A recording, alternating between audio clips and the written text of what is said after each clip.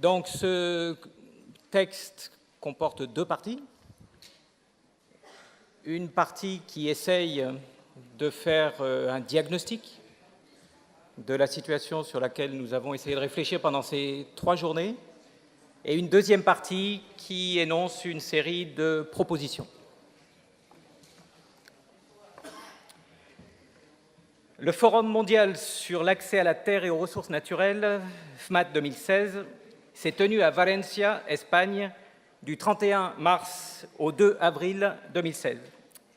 Appuyé par plus de 1200 organisations paysannes et de la société civile, institutions nationales, internationales, experts et professionnels de plus de 70 pays, il a rassemblé plus de 400 personnes venues de tous les continents qui ont librement témoigné et débattu de ce sujet. 12 ans après le Forum mondial sur la réforme agraire, Valencia, Espagne, 2004, 10 ans après la conférence internationale sur la réforme agraire et le développement rural, Porto Alegre, Brésil, 2006, les participants de ce forum ont constaté que les politiques de redistribution de la terre avaient été abandonnées et que les politiques mises en place ne prennent pas en compte la réalité locale des communautés de base. Le manque d'accès à la terre et aux ressources productives est toujours une cause majeure de la pauvreté, de la perte de souveraineté alimentaire et de la marginalisation dont souffrent la plupart des populations rurales et urbaines du monde. Ils ont aussi témoigné qu'en de nombreux pays, cette déplorable situation s'est encore aggravée suite aux divers processus d'accaparement des meilleures terres agricoles, de l'eau, des espaces forestiers et pastoraux, des pêches et des semences par un petit nombre de personnes qui accumulent de plus en plus de pouvoir. Depuis plus de 30 ans, les grandes entreprises agricoles à salariés gagnent du terrain au détriment des exploitations familiales et paysannes. Dès la fin des années 70, ces entreprises ont profité de la libéralisation des mouvements de capitaux pour commencer à s'étendre dans certains pays d'Amérique latine et d'Asie du Sud-Est, attirées par les bas prix de la terre et de la main-d'œuvre et par les avantages offerts par certains gouvernements. Dans les années 80-90, elles ont profité de la mondialisation néolibérale, ouverture des marchés liés au plan d'ajustement structurel, accords sur l'agriculture à l'OMC, divers accords internationaux de libre-échange, dérégulation financière, pour s'étendre dans tous les pays du monde. Et elles profitent de l'affaiblissement des exploitations familiales et paysannes suite à l'abandon des politiques agricoles qui leur étaient favorables pour s'étendre. Les ressources naturelles ont ainsi été considérées comme des marchandises au détriment de l'environnement, de la souveraineté alimentaire et des droits des peuples à l'alimentation.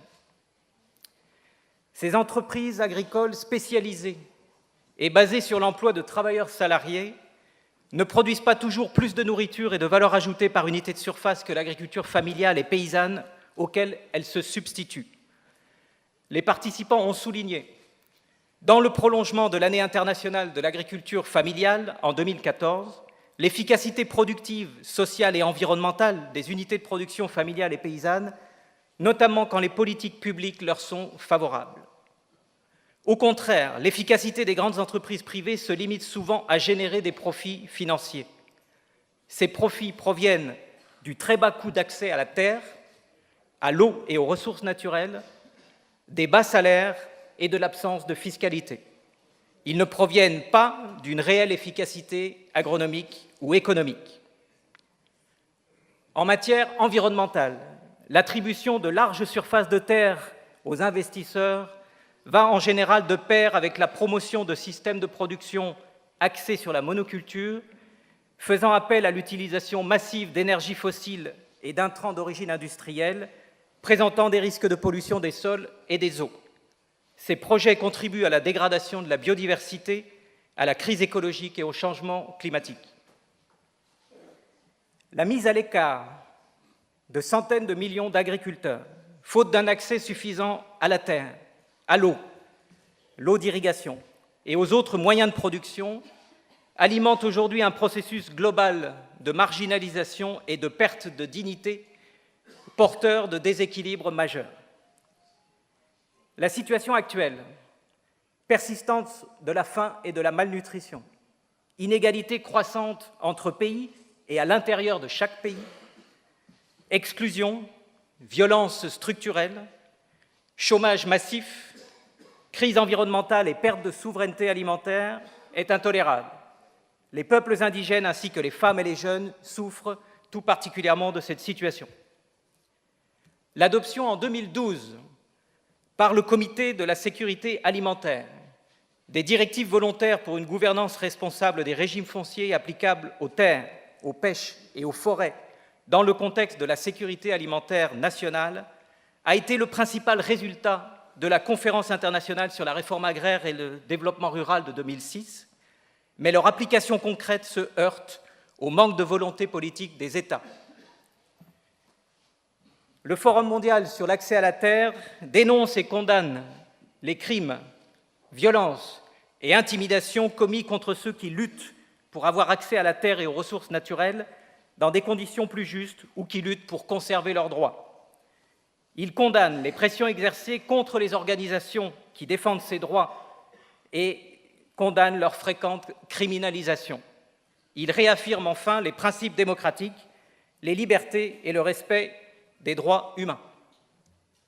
Le FMAT appuie les multiples initiatives qui voient le jour dans le monde pour trouver des solutions à ces problèmes.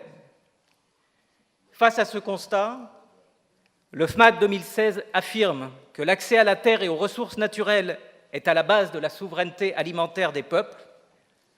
En conséquence, il appelle.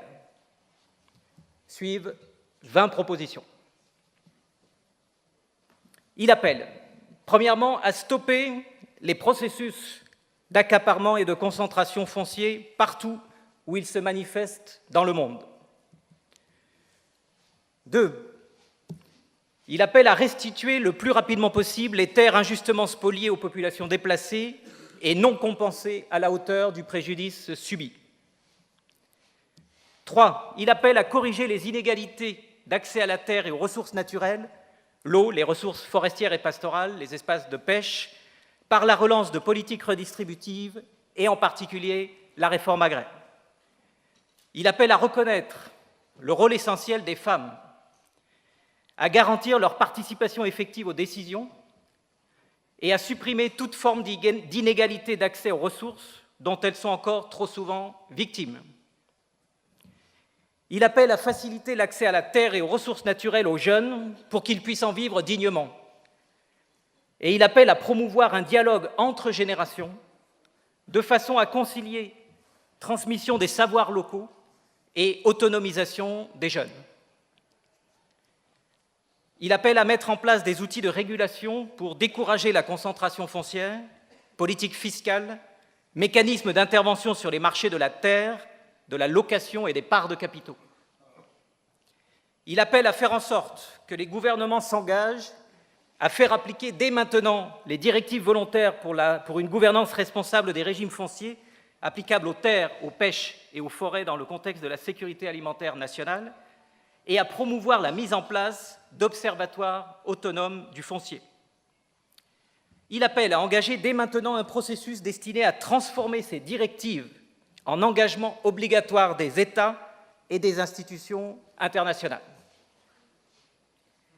Il appelle à décourager la constitution de très grandes unités de production spécialisées, fortement mécanisées, faisant largement appel aux intrants de synthèse et à l'énergie fossile et reposant sur l'exploitation de la force de travail salariée. Il appelle à remettre l'agriculture familiale et paysanne au centre des politiques publiques, à reconnaître son efficacité, sa capacité à augmenter la production alimentaire, à générer de l'emploi et à réduire la pauvreté tout en préservant les écosystèmes. Il appelle à garantir que la terre, disponible en quantité limitée, puisse avoir la fonction sociale de produire de façon durable le plus possible d'aliments et de richesses par unité de surface. Il appelle à réorienter l'ensemble des soutiens publics directs et indirects vers l'agriculture familiale et paysanne, notamment vers les systèmes de production agroécologique. Il appelle à promouvoir des politiques commerciales permettant aux petits producteurs de vivre dignement de leur travail. Il appelle à consulter les citoyens sur l'opportunité de la mise en place de traités de libre-échange qui risquent de ruiner les producteurs les moins bien dotés en terres, en ressources naturelles et en équipements, et qui risquent de violer le droit des populations à assurer leur souveraineté alimentaire. Il appelle à promouvoir la gouvernance des territoires par les populations qui y vivent, en particulier les peuples indigènes, en permettant aux communautés de définir les règles et les droits d'usage de leurs communs et de mettre en œuvre les modes de vie les plus conformes à leurs choix techniques, écologiques, économiques et culturels. Il appelle à faire cesser immédiatement la répression dont sont encore trop souvent victimes ceux qui luttent pour un accès plus équitable à la terre et aux ressources naturelles, et à appuyer partout où ils se manifestent les mouvements de paysans pauvres, de paysans sans terre, de pêcheurs, de peuples indigènes, de femmes et de jeunes qui luttent pour leurs droits. Il appelle à poursuivre et à unifier les luttes qui se sont exprimées au cours de ce forum.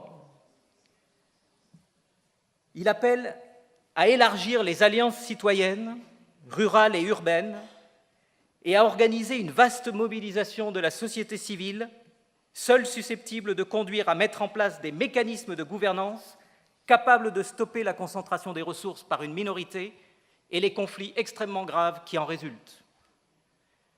Il appelle à créer, au sein des Nations Unies et de leurs agences spécialisées, une institution indépendante garante des intérêts des générations à venir.